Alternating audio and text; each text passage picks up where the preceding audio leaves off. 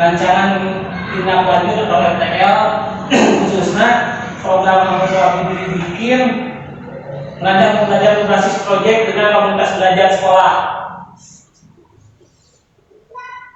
Sebelumnya perkenalan dulu, Tosudinga paling kan dari guru SD 21 di SD 21. Nanti kita kemarin tugas bunga PAG PDOK 2004. Adapun komponen rancangan atau topik dari weekend, pertama di program, latar belakang, tujuan program, capaian langkah dan hasil program, struktur program dan mitra kompel, 6 kapasitas yang dimiliki, 7 rencana evaluasi, 8 tantangan. Untuk mempersingkat waktu, langsung saja. Judul program yang akan saya sampaikan di sini pola hidup sehat. Kenapa saya mengambil pola hidup sehat? Karena latar belakang kasus gagal ginjal di anak khususnya di Indonesia semakin meningkat. Orang tua diminta waspada. Dari kasus di atas, kita selaku pengganti orang tua peserta didik di sekolah harus mampu memberikan pemahaman dan sekolah harus mampu dan kejelasan terkait makanan atau jajanan sekolah yang dapat merusak organ dalam tubuh mereka. Tujuan programnya, adapun tujuan program dari program ini adalah yang pertama, peserta didik mampu memahami jenis makanan yang berbahaya untuk tubuhnya. Yang kedua, peserta didik mengetahui dampak buruk dari makanan yang sering dikonsumsi sehari-hari. Yang ketiga, peserta didik mampu menerapkan pola hidup sehat dari mengkonsumsi makanan sehari-hari. Yang selanjutnya, peserta didik mengaplikasikan pola hidup sehat di sekolah dan lingkungannya. Walaupun istilahnya program yang saya buat belum tentu terrealisasi semuanya, tapi mungkin sebagai gambaran untuk Bapak Ibu melihat di sekolah kita kebanyakan anak-anak seperti pagi-pagi di rumahnya sama atau enggak udah jajan es dan lain-lain. Nah, saya membuat program ini berdasarkan yang sering saya lihat ketika pertama ke sekolah pagi-pagi. Yang ditanya, ketika murid ditanya, udah sarapan mau di rumah belum? Tetapi di sekolah udah jajan es di pagi hari. Selanjutnya, pencapaian program, langkah dan hasil pemrograman. Peserta didik dapat mengubah pola hidup sehat mereka menjadi lebih baik sehingga meminimalisir jenis penyakit yang tidak seharusnya dapatkan pada usia mereka.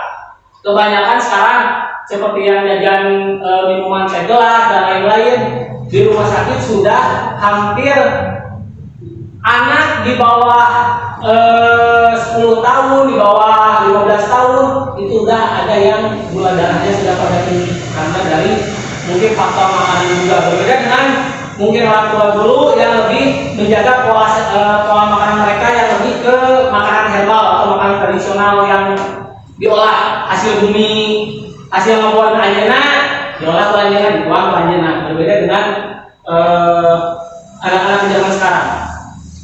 Langkah-langkah yang akan saya lakukan, peserta didik diberikan bahan pembelajaran aspek positif dan negatif dari mengkonsumsi makanan untuk mengatur pola hidup sehat. Kemudian peserta didik secara kelompok mempelajari dampak dari mengkonsumsi makanan sehari-hari yang menyebabkan penyakit. Jadi istilahnya karena kecilnya si makanan tersebut apakah higienis atau tidak sebagai contoh. Kemudian peserta didik dapat mengimplementasikan pembelajaran tersebut di sekolah dan lingkungan. Hasil programnya, setiap kelompok membuat poster informasi kesehatan pembelajaran yang telah disampaikan. Contoh dari khususnya wali kelas menekankan sarapan di rumah atau jaga makanan dengan makanan yang baik. Kemudian dari beberapa kelompok di kelas tersebut dibikin poster, dibikin tulisan-tulisan untuk menjaga pola hidup, pola makan mereka di sekolah atau di sekolah dan di rumah. Selanjutnya, nah struktur programnya seperti ini: pola hidup sehat, merencanakan program, implementasi atau menerapkan program pola hidup sehat, dan keberlanjutan pembiasaan pola. Yang ikut terlibat di sini saya sendiri, guru PJOK, guru kelas, dan guru TIK atau mungkin di jenjang sekolah dasar bisa diganti oleh bapak operator. Selanjutnya kapasitas yang dimiliki yang menjadi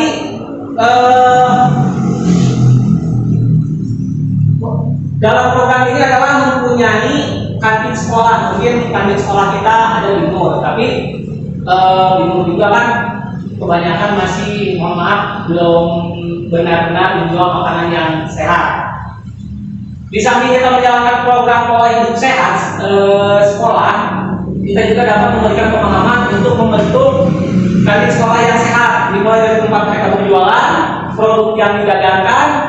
Di samping itu aset sosial yang ada di sekolah adalah sekitar hampir 70% kedua orang tua dari peserta didik yang bersekolah merupakan seorang pekerja. Yang dalam hal ini kami atau saya melihat kebanyakan yang orang tuanya pekerja tidak ada waktu untuk menyiapkan istilahnya sarapan yang sehat untuk anaknya. Jadi istilahnya digentos ya kepala antara adun mengintan tanpa mereka tahu atau tanpa mereka sadari apa yang dimakan di sekolah itu apakah sehat, apakah higienis atau tidak. Dan di sini saya berusaha mengembangkan untuk membawa bekal makanan dari rumah dengan kandungan gizi yang baik. Jadi saya mengajak kepada wali kelas atau bapak ibu memberitahu kepada wali muridnya sebagai wali kelas, karena mungkin kegiatan seminggu sekali untuk diusahakan membawa bekal sarapan dari rumah.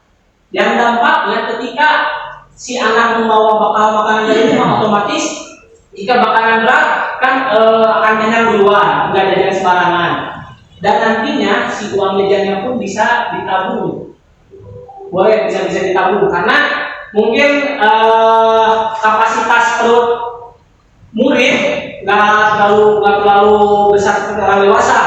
Jadi ketika mereka sudah makan makanan yang bergizi, makanan yang berat, ketika istirahat paling mereka jajan makanan ringan yang keuntungannya bisa menjadi mereka bisa lebih awet dan bisa ditabung. Nah, dengan evaluasi dari program ini akan melibatkan guru kelas yang akan mengontrol setiap hari jajanan atau bekal makanan yang dimakan oleh para peserta didik.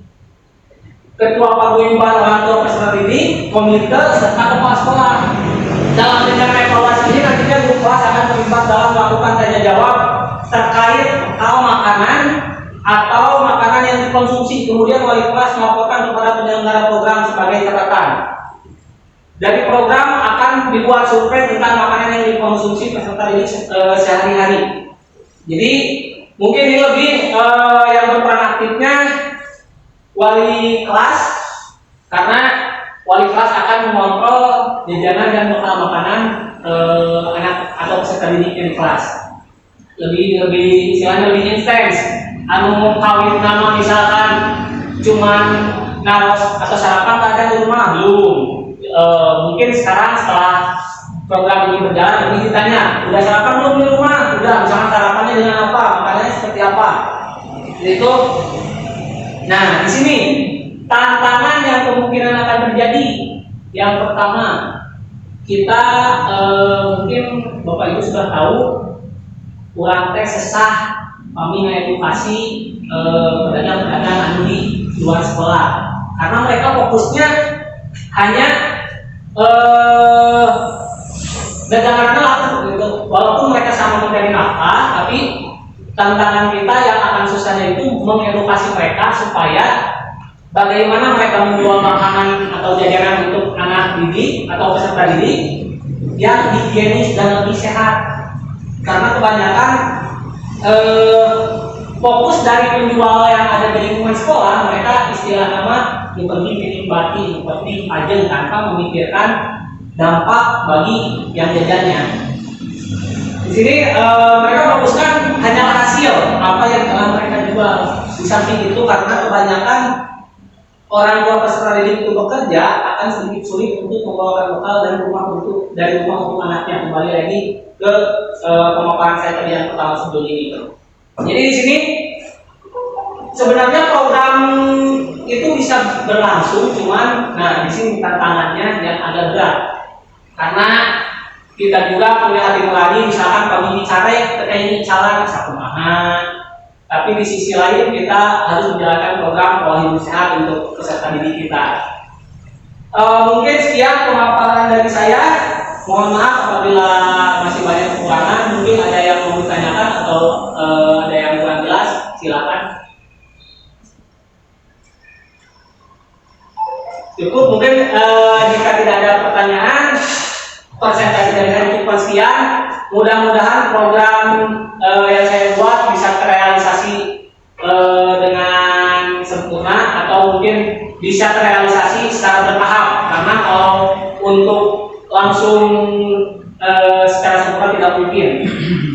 Karena dari tantangan tadi kebanyakan yang pertama orang tua peserta didik kebanyakan bekerja yang tidak bisa menyiapkan hal untuk anaknya. Yang kedua, kita tidak bisa terus memantau peserta didik ketika istirahat.